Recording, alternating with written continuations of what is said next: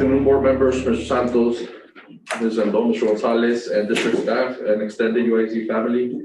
Time is 12:01 p.m. on this, the 5th day of January 2021. And I call this meeting of the United Independent School District Board of Trustees to order. If I can have the board members present and also online state their full name for the record.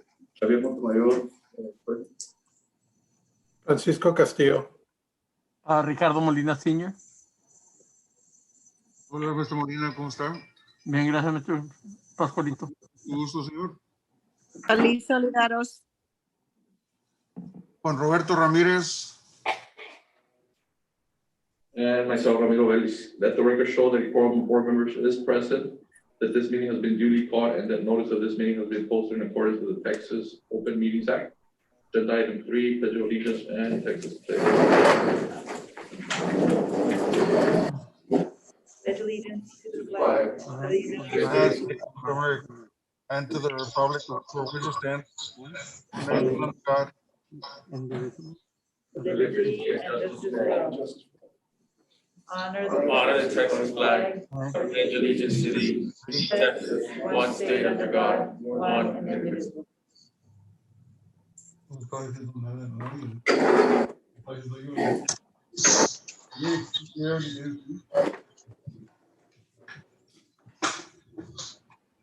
Thank you. Agenda item 4, I believe we do have some public comments to send off. Yes, sir. We have Mr. Jose Obando, parent. Item 5A, superintendent search process. Yes, Mr. Obando, good afternoon, sir. Yes, sir. Have you to the mic.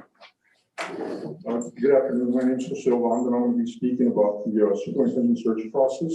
It's item 5. Organization called Parents United, and some members of our organization are also involved. And they brought forward something very concerning to us, and that is that some of these employees are being coerced into advocating for one specific person for the position of superintendent. I find this very wrong. It's wrong morally, it's wrong legally, it's wrong ethically. And I could spend more than 3 minutes here saying why this is wrong, but in the end, you all hold that chair because you hold a position of trust. And we trust that you're going to do the right thing on this. Let me be very clear that I'm not here to advocate or oppose any candidate. That's the reason that I'm here. Let me repeat that again because this is very important. I'm not here to advocate or oppose any candidate. What I am against is that the school district or the nefarious individuals within the school district are playing politics with our children. And I'm not the only one that feels like this. There's over 1,000 members in our organization, and they all feel the same way. I would like to see 2 things, excuse me, and that is, 1, that this stops immediately, and 2, that there's an investigation as to who and why they're doing this. I'm not going to take somebody shutting down one candidate down my throat. But again, I'm not here to oppose or advocate for any candidate. Well, I don't want the school district pushing somebody down my throat. That's not what we want, and that's not how it should be done. That's not the process of the search of a superintendent. I took this issue up privately with some of you, and I thank you for taking my call. Others, I guess, the opinion of your constituents is not important, and you never answered the call, but I'm here because I think this is very important. Please take action on this. Thank you, Mr. Obando. Mr. Severo Flores, sir, I would like to speak to the board members for them to listen to the public's opinion and voice. Mr. Flores, good afternoon, sir. Antes que todo, quiero decirles algo.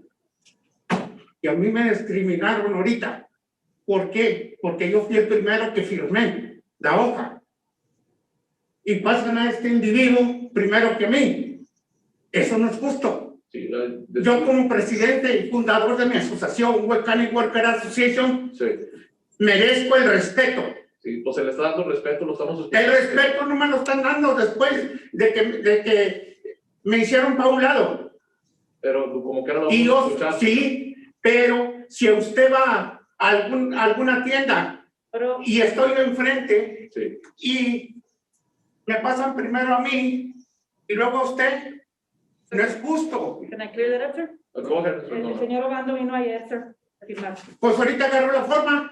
Ayer vino a preguntar. No, hombre, No me le dijo. no. Es más, este individuo le preguntó algo a Santos y Santos le dijo que estaba bien.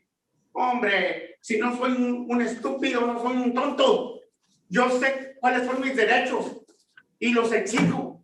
Mis derechos por la posición que yo tengo.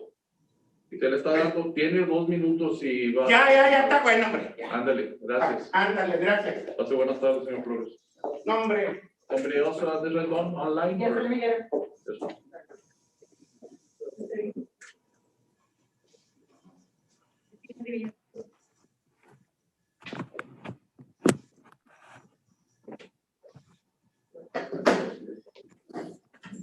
Good afternoon, everyone. Good afternoon, ma'am. So good to see you all.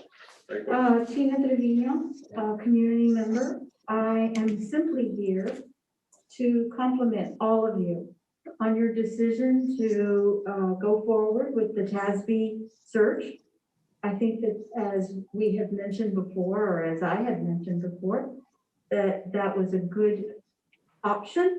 I still believe that, and I just want to compliment you on making the decision, taking that first step, and reminding you of the fact that the community truly would like to be involved, would like to give some direction as to our concept, what the new superintendent should have that's going to make United as good as it is right now, if not better. And again, I was sitting outside looking at the logo. I suggest every time you walk in, ladies and gentlemen, you look at that logo, United ISD for Children. Thank you. Thank you very much. I know there's some individuals who are online, sir, who want to, but I also have one, I'm not sure if this individual, Robert Gomez, is online. Yeah, Mr. Gomez, logged in. He did submit his in writing. If not, you could just read it for the record. This is for Mr. Robert Gomez. As a member and taxpayer of this community, it's important to have a highly educated person as our next superintendent. The board needs to have a superintendent that has a doctoral degree. It is important that our children realize the importance of education and that our next superintendent model this for our students. Laredo ISD has a doctoral level as a superintendent. Most school districts have already moved into this and are only hiring superintendents that have a doctoral degree. Why should United ISD be any different? The requirement for doctoral degree has always been there, but it was removed to place Mr. Santos as a superintendent. He has done an excellent job, but times are changing, and as a district, we have to hire a doctoral superintendent. The board must include a required doctoral degree and hire at the candidate that will move our district into a better future. I hope the board has not been brought by inner dealings and hopes to hire a candidate from the inside for their interests. It's not about making favors, it's about kids. We all know that a person has already been selected as the next superintendent, and if this happens, maybe TEA needs to investigate the board. Hiring a doctoral superintendent and truly searching for the best candidate is what United ISD needs. Board of Trustees, stop with the inside political moves and hire what the kids and the teachers truly need. A leader with experience that has a doctoral degree, place back the requirement of doctoral degree. Mr. R.R. Gomes.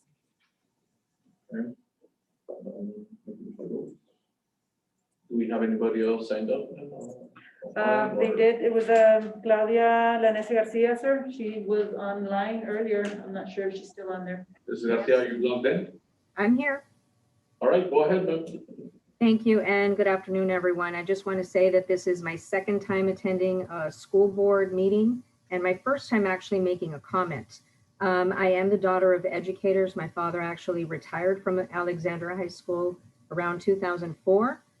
Both my brothers were educators briefly. My sisters-in-law are educators, one in Laredo, and all of my best friends are educators. My youngest child is graduating from Alexandra High School in May. So you ask, why should I care about the new superintendent? Well, for the entire generation that my kids were in school, Mr. Santos was heading the district. And I can tell you I slept soundly every night knowing that he was in charge. For the next generation, I would hope that the next candidate, the next superintendent that is chosen is there for another generation. But this superintendent must also be highly qualified. And I do not think, and it concerns me when I have heard that the board, elected officials are actually considering hiring in a process that is not transparent, is not open to the public, and will not include public comment, public input from parents or teachers or employees. And I just find that disheartening. I find that dishonorable, and I find that very concerning. This is the person, when it comes to our children, you all know, it is all about academics and instruction. It needs to be someone that is highly qualified in those areas, and it needs to be open to the public and a wide, expanded search so that you can get the largest net of applicants possible so you can properly vet their qualifications and bring the best person to Laredo. The fact that you are even considering limiting the search to have it internal, have one department in your district make recommendations, and then you choose from there is very troubling. Please open it up to the public, open up a large pool of applicants so we can get the best of the best. And please allow parents input, allow teachers input, allow employees input. This is your duty, I believe, as elected officials. And I would hope that it's not politicized, because the education we give our children is the greatest commodity and asset that we can give them. And the person in charge has to be the person setting the example, has to be the role model, and has to exemplify the type of person we want our children to grow up to. So I encourage you to please widen the scope, widen the net, get as many applicants as possible so that you find the most qualified one. And please don't make this political, where you're only going to consider certain friends, you know, with the idea that one day that person may move on to public office and be able to give friends and family jobs. That is not what we're doing here. So I ask that please make it a public search. Ask parents what they think, ask teachers what they think, because you're not inspiring confidence when you're trying to make it a secret and provide a lack of transparency. So I just wanted to convey that. Even though I'm not going to be a current UISD parent, I'm still a taxpayer, and I still have a vested interest in this community. And I want our children to be educated by the best possible person. So I just encourage you to do that and to do what all of your taxpayers expect. Thank you. Thank you, ma'am, for your comments. Mr. Juan Avila, sir. Joe Avila, are you logged in? Joe Juan Avila? Yeah. He is on. Mr. Juan Avila? He needs to unmute. All right, so we'll go to the next, who else do you have? Okay, present. Go ahead, Mr. Avila. Yes, good afternoon, board members, Mr. Vélez and Mr. Santos and everybody else in presence. I want to thank you for taking time to listen to my comments. Sure. Can you hear me? Yeah, sure. Go ahead. Okay. This is the second time that I've approached y'all on the same issue as y'all had another special call meeting. I am still on the same page that we should have, and I echo Mrs. Garcia comments that you should get the public involved. You should get your teachers involved. You should get as much cooperation from the citizens of Laredo. When we elected y'all, you said we're going to be transparent to your public. You said that you would be as much possible transparency. Okay. Cuando el río se oye, es que agua lleva. Okay. And by rumors, by rumors. Mr. Board Member Rodriguez, Board Member Vélez, and Board Member Molina have already decided who is going to be the next superintendent. Rumors don't start from one day to another.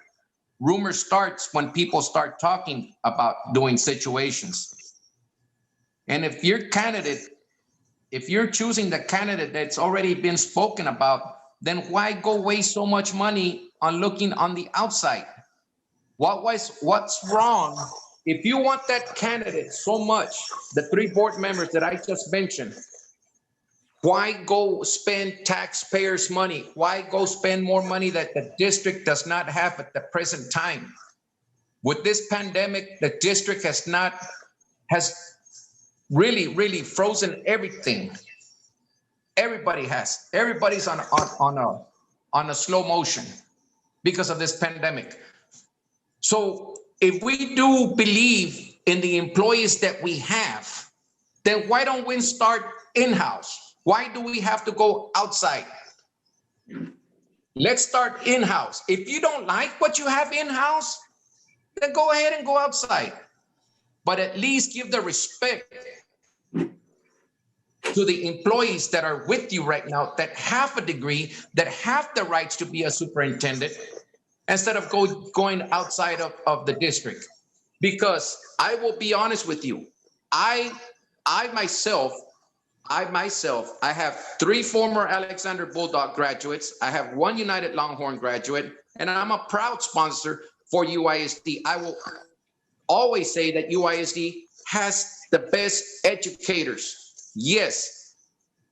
But when it comes to politics, we also have the best politics, because this is a political situation that we're going through. Déjame ocupar el compadre del hijo del compadre del compadre de la hija. We want somebody there that's going to be able to take the reins and take it the way it's been taken. Mr. Santos has done an excellent job. I have nothing bad to say about the gentleman. He's done a great job. But you also must remember, when you have a right-hand person that has made you shine for the district, and that person is Gloria Rendon, and make you, Mr. Vélez, and the rest of the board members shine, y'all need to look what y'all doing. Because this is why Laredo loses. Because people because they don't even think of giving them the opportunity of a job here in Laredo. So before you make that decision, you think about yourselves, of the transparency that you just promised. And Mr. Vélez, Mr. Molina, Rick, y'all just got through with your election. Y no es amenaza, but we need to let the public know.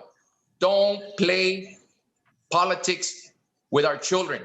Don't play politics with the teachers, with the staff, with everybody in UISD. You need to be careful what you're doing. And yes, if we have to call TEA to investigate, then we shall do that on the next step. Have a great afternoon, and let's hope for the best, and you make the best decision. Thank you. Thank you, Mr. Avila. So Marta Garcia, sir? Ms. Garcia? Yes, I'm here. Good afternoon. For those of you that don't know me, Marta Garcia. I've been teaching for UISD for the past 44 years, even though I have a 47-year record. We've come a long way. I've been here since 1979, and the success rate of our students is unbelievable. Our students can compete anywhere around the world because we have a great body of teachers, and the head is the most important part of the district. If we have a lousy head, we will have a lousy district. Many of us in Laredo do not have the money to send kids to private schools, to better schools outside. We depend on our children's education, on your decisions. Your decisions are helping our students grow. I have my own children, 3 of them, with college degrees, a couple of certificates each, a couple of degrees. And it was thanks to our teachers. As a matter of fact, my little one, even though with many learning disabilities, she's got a master's degree in hospital human resource. She ordered 2 diplomas, one for me and one for her English teacher, Miss Annie Trevino. My daughter had learning disabilities, but thanks to the teachers, she was able to reach master's degree, which is not very easy. I attended the first meeting about looking for a superintendent, and my understanding is that it was gonna be tabled until June. And then there was another meeting, and again, I don't know what's going on, but what I hear and I see, I'm not liking it. We cannot play politics in our students' life, in our students' future. Yo no quiero un politiquillo de peseta.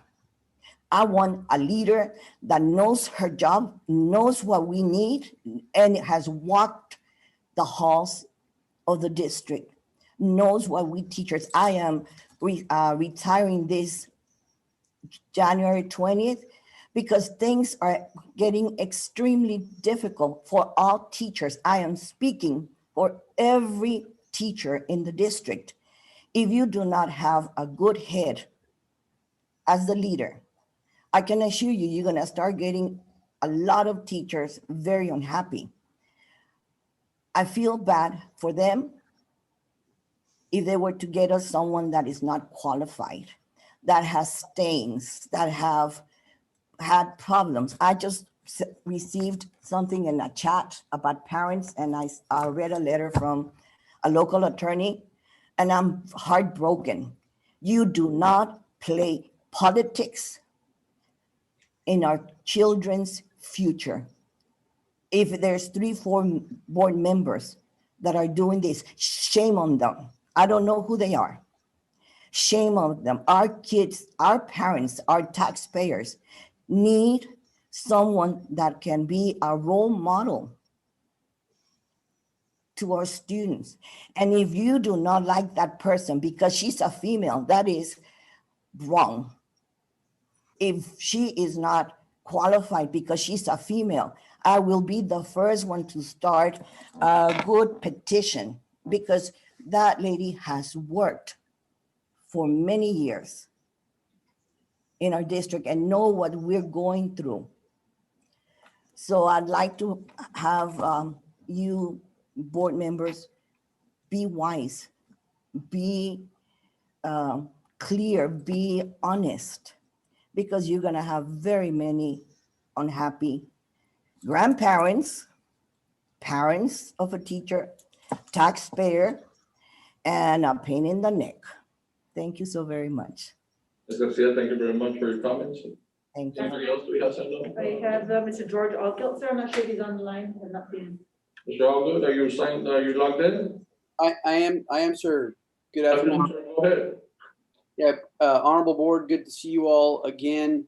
It goes without saying, you know, I've been coming before you all over at least the last 11 to 12 years on behalf of parents, teachers, and students. And so, you know, often we find ourselves, frankly, in opposition with administration. There's just inherent friction with the relationship of advocate and the board, and it's always been very respectful, and it's always been very respectful, especially as it relates to administration. And so, you know, I come forward to tell you that, you know, my personal experience, and I shed a little bit of light on it, you know, a couple of weeks ago when we spoke, but you know, having the benefit of putting a lot of things in context and reflecting on you know, who was the hearing officer and how did we, you know, get to levels 1, 2, and 3 to begin with. And frankly, so much of my business, frankly, as it relates to going before UISD has dried up. And I'm not complaining, but the reason that it's dried up is because very specifically, you know, Mr. Bobby Santos and his steady right hand, Miss Gloria Rendon, have resolved a lot of these issues. And they have been that ounce of prevention that has really streamlined, parent satisfaction, student satisfaction, and teacher satisfaction. And I'm not here to paint a pretty picture that UISD is perfect. We all know it's a big organization, and like, big problems come with big organizations, but there is a different element to it, and it's palpable. You can feel it, and you can also read it. You can read it in the data. I mean, if you look at the fact that UISD is now a rival school district with some of the best school districts in the state of Texas, including, I've heard, even Alamo Heights. I mean, our test scores, they speak for themselves. And this didn't happen by accident. This didn't happen by inertia. This happened because you all as a board have given your management, your administrators, artistic license to put together a dream team of admins and directors of curriculum, principals, whom I often don't necessarily agree with, but the fact is that their scores speak for themselves, and the good work that's been done is a direct reflection not only of you, but of Mr. Santos, and most recently in the spotlight, for me at least, because I know that the steady hand is Gloria Rendon. She's got her hands on the helm, and they're guiding us in a way that has frankly removed so much of the politics that has historically plagued the district.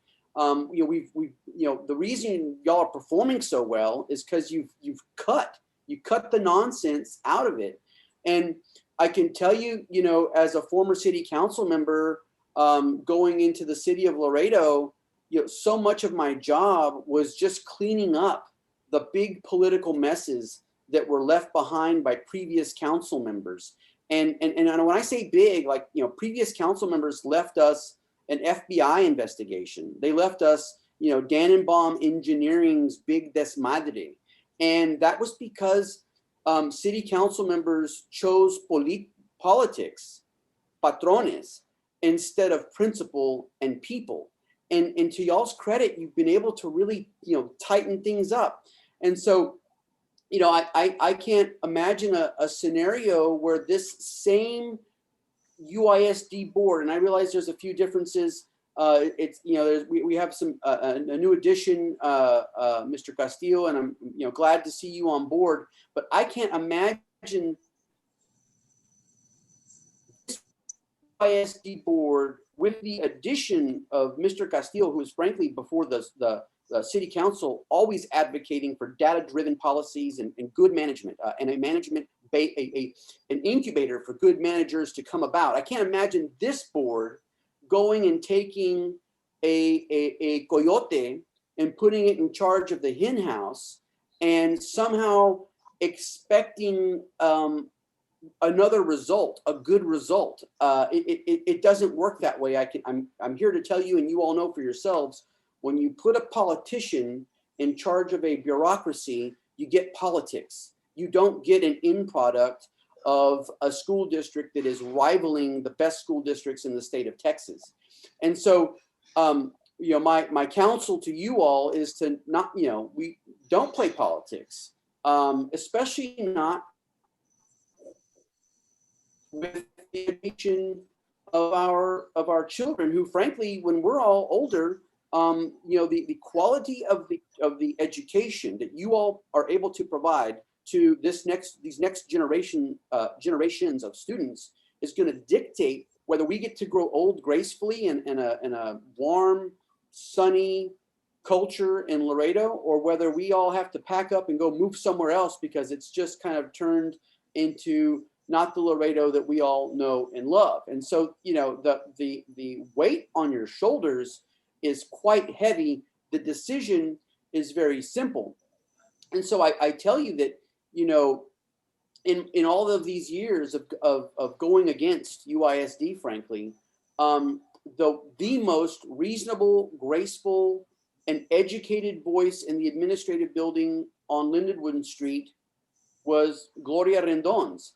And this is coming from, we more often disagreed than we agreed, because I was obviously advocating on behalf of a parent or teacher or student, and there's just tension because that's the nature of the business. But we always agreed that professionalism and common courtesy and common sense and respect were the rules that we were going to stick by, regardless of however tense the meeting was. Ms. Rendon brought a lot of humanity and a lot of responsibility to her job as an administrator with the district. And so, I can tell you, having, because I do my homework on all my hearing officers and on all my board members and on all people that I have to deal with, I do my homework. And so it's not just my opinion. I'm telling you that, and you all know this because you've worked with her. I don't know why this is so complicated. You all have worked with her over these years. But I know her, and I know you all know her to be a passionate and consummate professional. I've come to know her as a tough Texas educator that worked her way up through sheer grit and perseverance. And she understands the classroom, because she's been there. She understands teachers, she understands the parents, and most importantly, she understands the students and their education in this rapidly evolving and dynamic world that they're going to inherit. So, when you're going through the list of, what characteristics should you put a premium on, I would submit to you that honesty is worth paying the premium. And on that box, Gloria gets a check plus in the honesty department. And she is, frankly, she's a very, shining example of the very best that Laredo has to offer. I can tell you, as a former council member, we scoured the earth far and wide to find a city manager that would come to Laredo, and we frankly, because of the politics, because of the complexities, we couldn't. And so we settled. And that's normally the case, you settle. That is not the case here. Definitely respect the process, go through the interviewing, throw your casting net far and wide.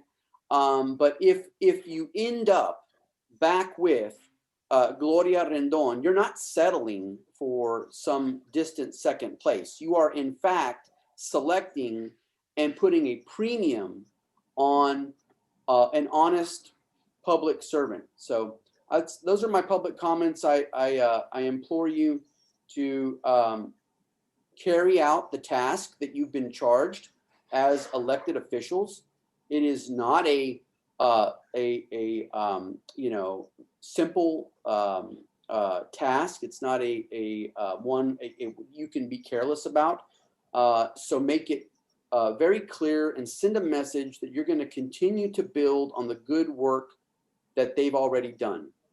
Wishing you all grace in your deliberations, and thank you for listening to me. Thank you, sir. Have a good afternoon. Likewise, sir.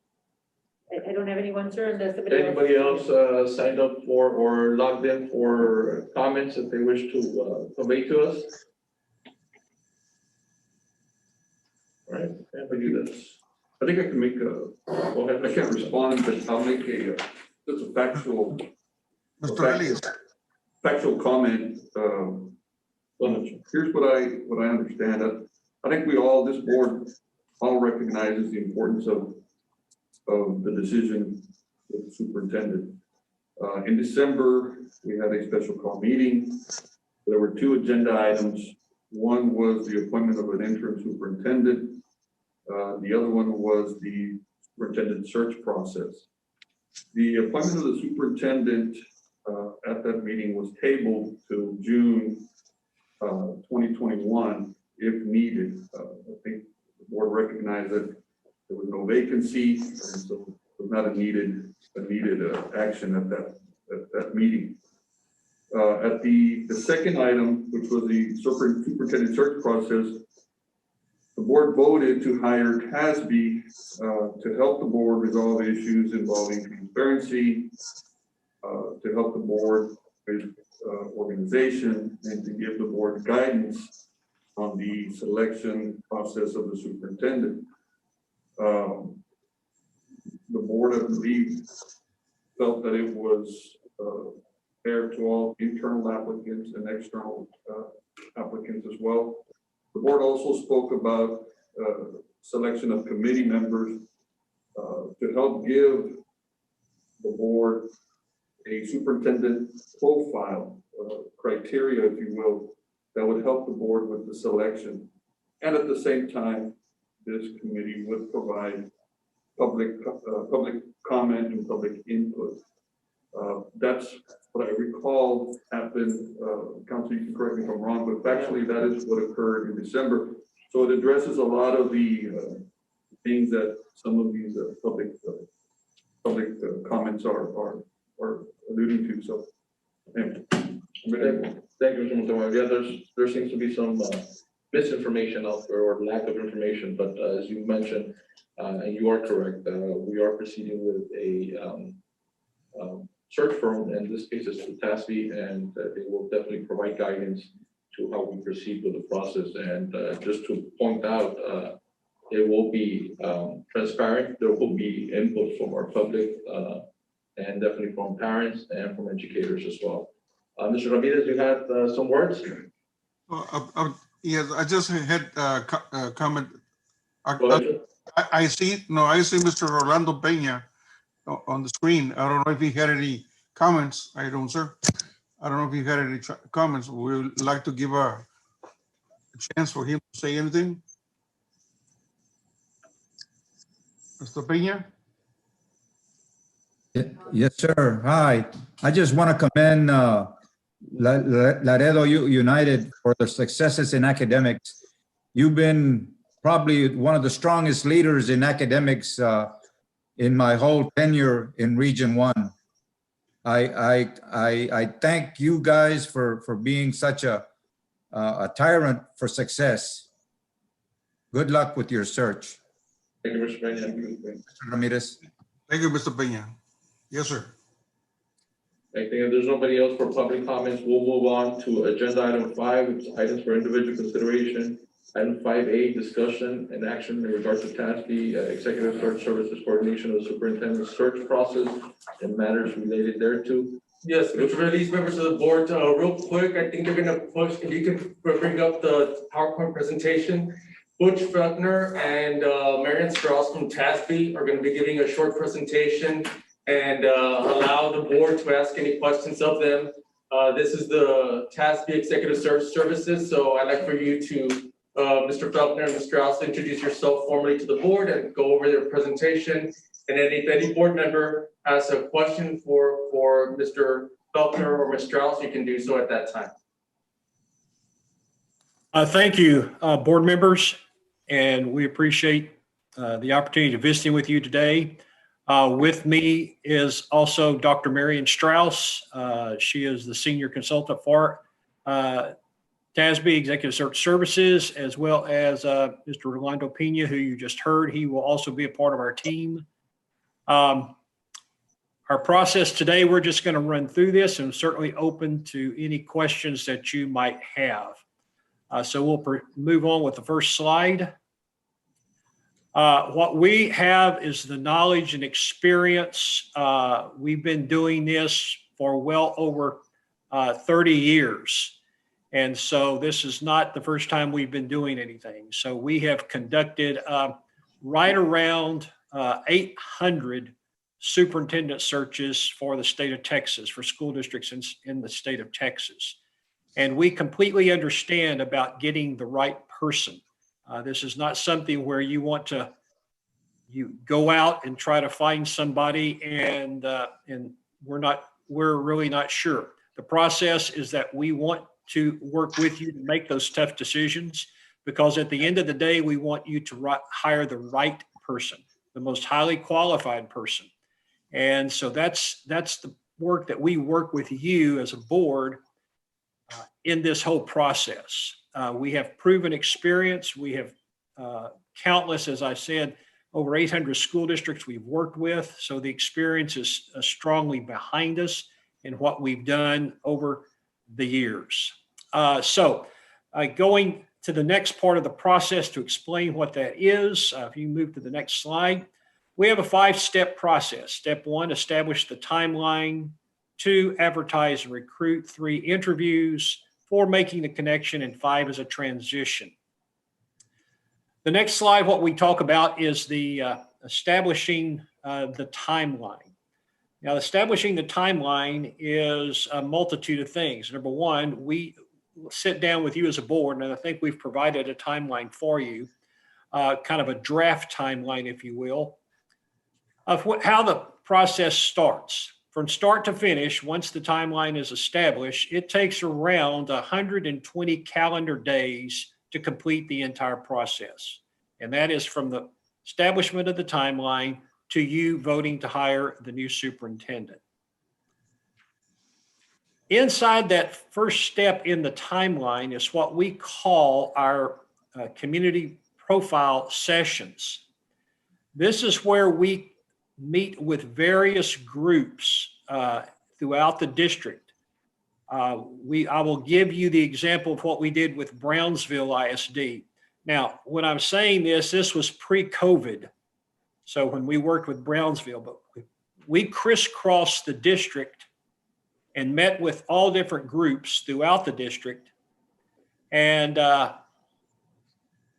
gained input on what different facets of folks wanted to. This was from staff members to parents, to students, to community, to business leaders across the entire district, and received all their input on what they were looking for in their next superintendent, because we value, as you do, the importance of getting input from community and from staff.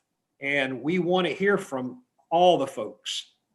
So we feel like that's very important. However, with the COVID that's hit us, we have, and even prior to COVID, we also have an online survey. Folks sometimes don't want to come and sit and visit with us. They don't want to talk to us online or things like that. So we have an online survey provided for them. They can actually sit at their home or their business or wherever, and they can fill out this survey. And it's just as if they're sitting there talking to us. It's the same questions, and we record all their responses. So it's very important that, you know, we try to cast the net as wide as we can to gain as much input as we possibly can. Also, I might want to mention that in Brownsville, that particular board decided that they wanted to have each board member select 2 folks that they wanted to personally invite to come to a large meeting. And they sat around the table and expressed what they were looking for in the new superintendent. This was kind of their committee, if you will, on direct input on what they're looking for in a superintendent. So it was quite a bit of input that we received. And no matter what district we work in across the state of Texas, we get quite a bit of input, primarily online now, since that's, you know, folks do not want to gather in groups. But we have all the capabilities of setting those types of meetings up throughout the district. But as you'll notice on the timeline, the community involvement is online and virtual, and it says ongoing. So it continues to go once we establish the timeline, and it continues to go until we have what we call our leadership report. And that is what we have gathered from all the comments that have been received, both online as well as virtually. Our groups have provided to us, and we provide that report to you directly to the board. So you can see every single comment that has come forward and has come to our attention. And you might say, well, what do we do with that? Well, the reason we do this is because when you as board members read through this report, out of that, you're going to start gaining an idea of what you're hearing over and over and over, which, let's just say, curriculum and instruction is a very strong thing that we're looking for in our next superintendent. That's something that we need to kind of pigeonhole out there. So when we start looking at later on down the line, when we start looking at the candidates and the interviews, you want to kind of form your interview questions along the lines of what the input of what your community and what your stakeholders have given you in the form of the report. And that begins to form your basis of your interview questions. So that's kind of what we do. Now that's, that we go in depth, we crisscross, and we try to get as much input as we possibly can. And again, if folks don't want to attend any meetings, they can certainly go online and provide their input through that mechanism of the survey. Also, let me say that no one in the district would have access to this. In other words, what I mean by that is that no one in the district can see what anybody else is writing. So it goes, once they hit the survey link, it goes directly into our system, and we record all that into our system. So people can feel very comfortable about writing their thoughts and things like that. And we pride ourselves in making sure that, folks have that confidentiality in that. So that's leading up to the leadership profile report. And if we can go back to the one slide, you'll see there we have an arbitrary date of an application date of March the 11th. That is when all the applicants have come in. During this whole time, not only are people applying for the job, but we're also recruiting candidates for the job as well. If candidates we feel like we've seen over the last months or years that we've seen really shine in their district, we might want to recruit them to contemplate about applying for this position. So there's multiple ways that the candidates can apply. Now, we can limit this, the application reach to the region areas, or we can focus on that, but we can also cast the net as wide as we can. The reason that we do cast the net in most districts as wide as we can is we don't want to eliminate a potential high quality candidate. There could be a candidate that was once there in United or in the Laredo area and would like to come back home. And they're doing very well in an area, but not necessarily in their region. So we don't want to exclude folks by just limiting and saying that we're not going any further than this. But again, that's the decision of the board. We work for you. If you want us to regionally locate folks, then that's fine. We can certainly do that. But if we want to, we can specifically focus on the region, or we can cast the net wide. It's whatever you would like for us to do. We certainly can adapt to what your thoughts and decisions will be. So right now, the arbitrary deadline date would be March the 11th. That's when all the candidates have completed all their application and have all submitted the forms. Now, what they have to complete in the application is they have to complete our application, the entire application form. They have to submit their resume. They have to submit their transcripts, their college transcripts, and they have to submit their certification. So all those documents are required in order that they can complete the application process. And so this doesn't limit anybody, both internal and external candidates can certainly apply for the job. This process levels the playing field for everyone. Do we have any questions thus far? Sir, how many superintendent searches have you, your agency, conducted? I've been with TASB now 14 years this month, and I've conducted personally probably around 140 superintendent searches in those 14 years. And any searches similar to the size and population of Laredo United, the amount of students that we have, our population size, the type of limited English criteria that we have here with our students, economically disadvantaged areas as well? Yeah, the one that comes to mind right now, Mr. Montemayor, is Brownsville. We completed Brownsville ISD, and I think Brownsville is a little bit bigger than you are. And so we did complete that search successfully. And they chose to hire an external candidate at that particular time. We did also Carrollton Farmers Branch in the Dallas area. We did that. We've done that one actually twice in my 14 years. And they've hired us back again in this time. And then similar, and not so much in size, is Galveston. We completed Galveston and that type. And then we did a Clint, which is out near the El Paso area. Done that one. Thank you, sir. You're welcome. Mr. Beck, this is fun because they're going to go back to your presentation. Okay, moving through the next step of the slide, Dr. Strauss will take you. I think it's going to be the interviews. Move on to advertise and recruit. I think I've hit on that already about advertising and recruiting, so we can discuss about the interviews. And Dr. Strauss will be talking to you about that. I think one thing I'd like to add, and thank you for having us today. Both Butch and I are retired superintendents. I think, and Dr. Pena, Dr. Rolando is also a retired superintendent. This is what we do full time. Every day, all day, is superintendent searches, and we use our field service like Mr. Pena to help us in the areas that we work in.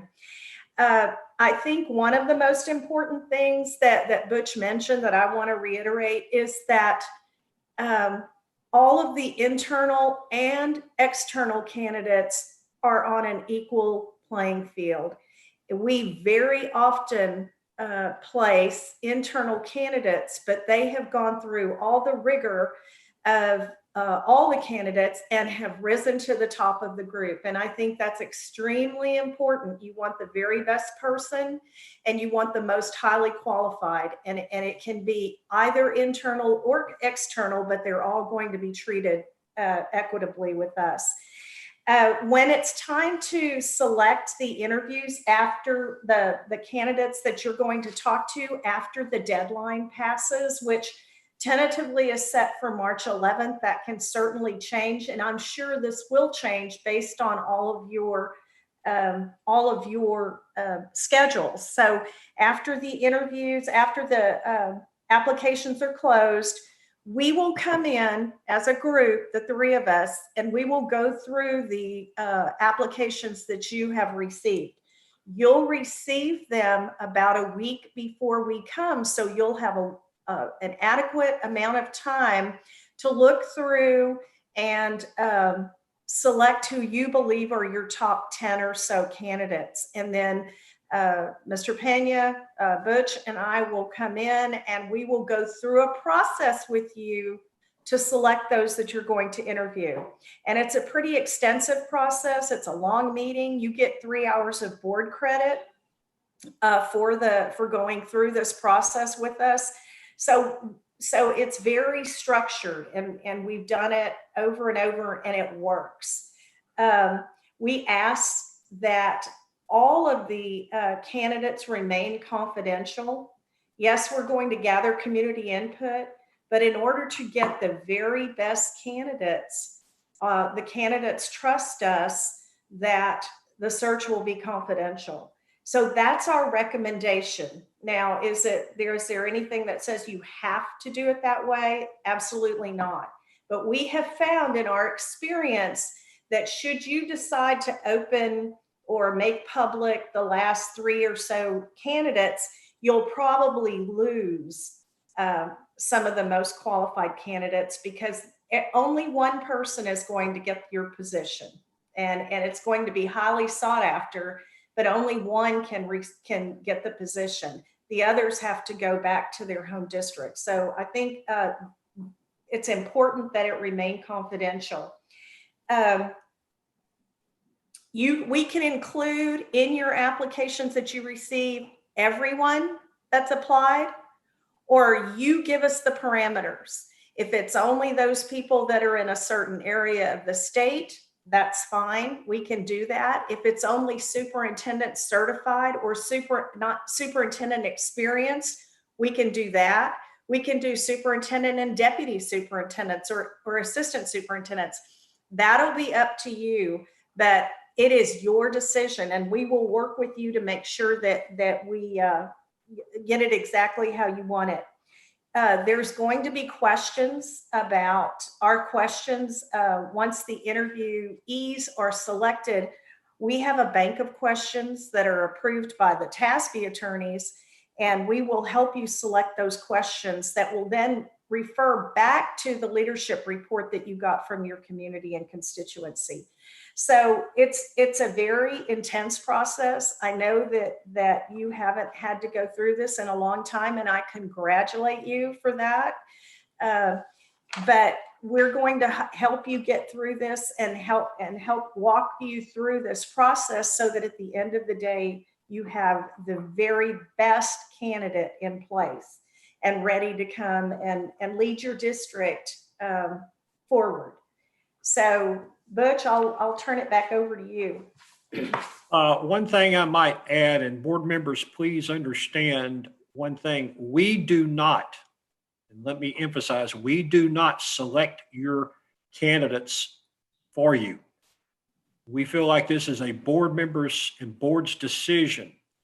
If you ask us to recommend, we certainly can recommend candidates to you, but we are not going to bring you 7 or 8 and say, here are your candidates, you get to choose from that group. That's not what we do. That's not how we do that. And so let me put that to rest. We are open, we are transparent. We do not eliminate anybody from the process. Everybody has an equal opportunity to apply for this position. And we want you to make the best and most informed decision possible as a board. We want to get this right as you want to get this right. So in the interview process, it's a multiple layered interviews. The first round that you go through is a very structured interview process once you select the candidates. And after you select those candidates for our first round interview, then you will narrow that group down to a group that you'd like to bring back for a second round of interviews. And then you will narrow that down to what we would call your lone finalist at that point. So those are kind of the nutshell, if you will, of the interview process. And then we will talk about making the connection. This is where we're bridging. Are we allowed questions? I have a question. Yes, go ahead, Mr. Castillo. Sure. Thank you, Mr. Cruz. Thank you very much, TASB, for being present with us. It's very helpful when I'm listening. What I wanted to find out were 2 things. One is there you say that you're only going to give us candidates, that we get to select the top candidates, but is there like a grading system, a scoring system that we'll be able to access so we know perhaps where the candidates stand? And secondly, one of the main concerns that I want to address is, of course, community involvement. I want to make sure that teachers who have a vested interest, should I say, in who their leader will be, have a voice, as well as parents, and perhaps even some students that are already in the field of trying to do best for the school district. Anyway, can you entertain those 2 questions, please? Yes, sir. I'll start with the second one first. In our survey online, there's multiple areas for the groups that you just mentioned to have input. What we would do is, once we get the timeline established, we would like to send recommendations to the district leadership on various groups that we recommend and what we found over the years have been successful in meeting with, which ranges from community to county leaders to the faith-based groups to student groups, and all through those teachers, administrators, and different things like that. So we open it up to everybody that we try to meet with. Nobody is left out, perhaps. No one is left out. We're trying not to leave anybody out. Everybody has an opportunity to provide input on what they're looking for in their next superintendent. And it's quite amazing that after you go through this, you start to see some of the 5, 6, or 7 main topics begin to rise to the surface. If you will, the cream rises to the top, if you know what I mean. And then- Before you go on to your second question, I want to just reiterate this for the board and the public and what Dr. Strauss mentioned very clearly, that the community engagement is limited only to basically giving input about the superintendent profile. To have community members sit down and actually interview, like they did at the city of Laredo, interview candidates that may be interested in applying for the superintendency. That is not done in superintendent searches. The reason why is because every single name of the persons that apply to be the superintendent is confidential under the law. The only name that is released is the name of the finalist. And then that finalist then negotiates a contract 21 days thereafter under the government code. That person hopefully will, he or she will get that position. So just to reiterate that community engagement, because obviously we've had a lot of public comment. Yes, it can be worked into the process, but it's limited to the superintendent profile, not actually sitting down and being part. The ones that are going to interview at the end of the day is the board members are the ones that conduct the interview. So just wanted to kind of clear that up. Thank you very much. Thank you. Appreciate that. You want to answer the second question, Mr. Faulkner, Mr. Castillo? Refresh my memory. The scoring, any kind of scoring table, anything Oh, that will be provided to thank us you. or that you will use? Yeah, we at one time put together a matrix, but what happened is from district to district, the matrix changed. So what we decided to do is just eliminate the matrix, because what District A decided they were looking for in a superintendent, we took the matrix to District B. Well, District B didn't like that matrix, and then so forth to District C. And so we just eliminated. And now, can we put together one for you? Yes, we can. We have that capability, and then you can modify it how you would like to. And then when you look at the applicants, you can score them according to that matrix. Thank you very much. The last slide. We go into making the connection, and Dr. Strauss, you can speak to that. Through the vetting, we are going to help you again with those that you're going to interview. We're going to help you select the ones that you want to talk to. But then making the connection after the interviews, we're going to work with you to make sure that all of your questions are answered.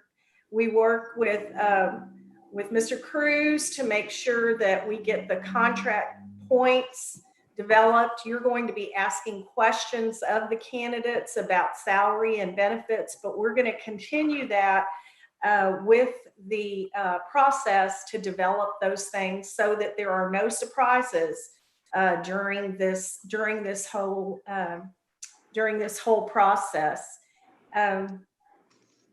I think, are there any questions about that? We take care of scheduling all the interviews. We take care of calling all of the ones that are coming back for a second round interview, as well as those that get those phone calls that none of us like to make, but we do that and tell them that they were not selected to come back.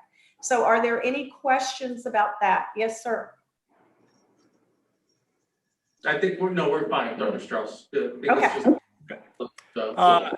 Also, what we offer is a transition opportunity. This is through our board development services, and all it is option. You don't have to do this, but we have found it.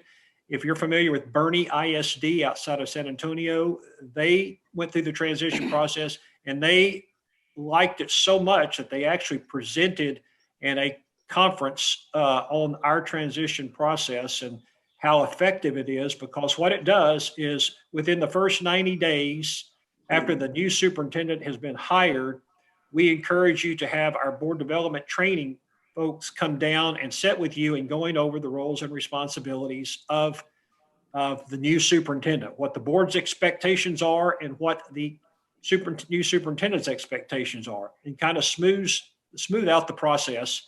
And so everybody is starting on the same page. We're not starting on different pages.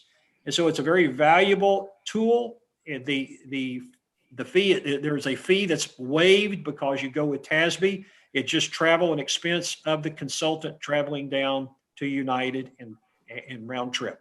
So that it's very minimal, but the value is very incredible. So we offer that opportunity for you as a board because we want to make sure that the knot is tied at the end. The last, next slide. Those are just some of the searches that we've done over the past year or two. And you can see all those. As I said, we have been around the state of Texas quite a bit. Point Isabel is another one that we conducted. Right. So any other, I guess that would be the last question. Any other questions you might have?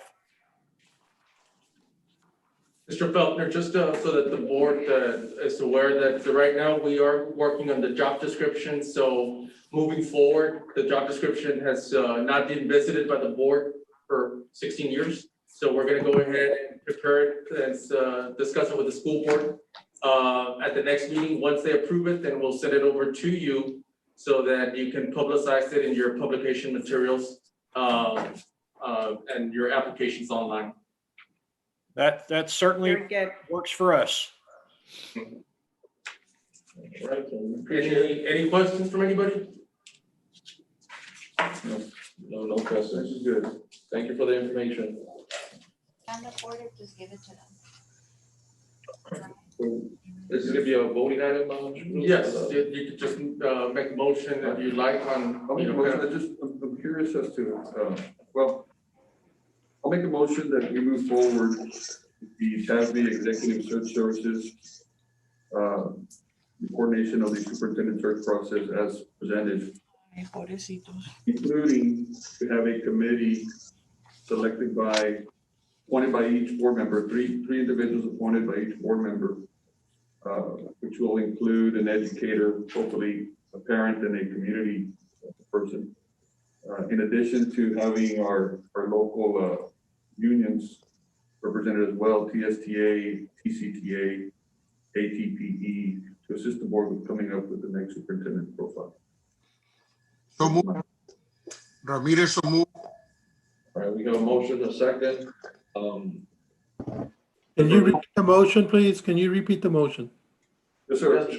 I'll make a motion to move forward with the TASB Executive Search Services coordination of the superintendent search process as presented, including to have a committee composed of 3 individuals appointed by each board member, which will include an educator, a parent, and a community individual. In addition to having representatives from the local unions, TSTA, ATPE, and TCTA to assist the board with coming up with the next superintendent's profile. I wanted to point out the term committee. Is this an advisory committee or? The community involvement, from what I understand, is to help the board come up with what are we looking for in a superintendent? Are we looking for somebody who's strong in administrative experience? Does the community want to see a superintendent who's strong in instruction? Does the community want to see somebody who's strong in other fields? And so the community involvement will help. They will help give us a profile of what we're looking for in the next superintendent through their public comments, through their participation, and that will help us form our questions, get our, as you wanted, Mr. Castillo, our evaluation tool, our criteria tool, to be able to see who's strong where. That's what I understand our community involvement. Well, I definitely want committee input or the public or community input, but I wanted to make sure people are understanding that they will serve like in an advisory or role. Right, I think so, and I think the way you refer to this committee, this will be more direct feedback. Obviously, we would accept feedback from the community in general, and that's something that we would work with TASB to get all the comments submitted and information submitted from everybody. But I think this committee would be direct feedback from this individual. And again, this is just so we can get assistance and create that profile and Okay. that's from there. Is that correct, Mr. Hernandez? That's, yes, sir. Mr. Release, I think, in terms of larger community input, usually what they do, the superintendent search, is that they have a link on your website. Correct. And they get that input, give it to TASB, and then TASB relays it over to the board. Okay. All right, any other questions or discussion? All right, all those in favor? Aye. Aye. Aye. All those opposed? None opposed, motion passes. Thank you. Okay, we only have 2 other items, Thank you very much. action items that we. Thank y'all very much. Thank you. Thank you. Mr. Thanks a lot. Cruz, Thank you, Mr. Mr. Peña. Yes, sir. All right, so we'll wait. Item 5B, is that correct? Approval of waiver Yes. for the education and appraisal requirement due to COVID-19 for the 2020-2021 school year. Mr. Alon? Yes, sir. Good afternoon, members of the board, members of the audience, and members on the internet as well. On December 18th, December 10th, actually, the Texas Education Commissioner came online and asked, not necessarily asked, but presented information with regards to submitting an educator appraisal waiver. As last year, it was allowed to waive the evaluation processes for all of our employees. In this case, now they are only allowing the evaluations to be waived for this particular school year due to COVID for all general teacher appraisal requirements, which was what we would like to do for our teachers, including the student growth requirement. In addition to that, we would waive the student growth requirement in the Texas Principal Evaluation and Support System, which is TESS. Right, so that is a recommendation. It has been a difficult year, and so we would like to waive that evaluation period for the evaluation process for our employees, our teachers. We did check with legal to see what else it encompasses. This waiver only for the TA education agency is only for the teachers and the principals portion of that waiver. But it could be also, depending on how we all take it, any other campus administrator as classified by us, because it is maybe the assistant principals as well. So this waiver would cover our district requirements and also TA as well? Or Yes, sir. we will submit to TASU, that's. Yes, sir. Do we have a motion? A motion, do we have a second? Motion and a second, any further discussion? All those in favor? Aye. Aye. Aye. Aye. Aye. All those opposed? None opposed, motion passes. Item 5C, approval of waiver to schedule periodic, non-consecutive asynchronous instructional days during the spring of 2020-2021 for a maximum of 2,100 minutes. Yes, sir. Also on that particular day, the commissioner allowed school districts for teacher preparation, for planning, to get acquainted with the online systems and so forth. They allowed a maximum of 2,100 minutes in lieu of actual asynchronous instruction. So what they would actually do is they would upload their lessons that particular day, and we would like to take advantage of this requirement or this opportunity for our teachers as well and our students. So we have designated 4 days, January the 18th, February the 12th, April 23rd, and May 21st, to be asynchronous days of instruction for our students. So they would actually be in attendance in school. The state does require that those individuals who do not have internet or Wi-Fi, internet or Chromebooks or equipment to still be attending classes that particular day. And so we are making arrangements that they will have the asynchronous instruction provided with general support from paraprofessionals at the campus level. But this would allow our teachers to plan, prepare lessons and activities for our students on January 18th, February 12th, April 23rd, and May 21st. Second. Motion and a second, further discussion? All in favor? Aye. Aye. Aye. Committees, we'd like to see if Aye. on the informational item, if we can move that to the regular board meeting. Move to the table to. Yeah, the table, yes, sir. Move to the table. It's informational item. Okay, no problem. So we have motion to table. We have a second. Second. Motion and second. All those in favor? Aye. Aye. All opposed, none opposed, motion passes. And agenda item 7, adjournment, we have a motion to adjourn. I'll second that motion. All those in favor, aye. Aye. Those opposed, none opposed, motion carries. We are adjourned. Time is 1:15 p.m. Thank you very much. Aye.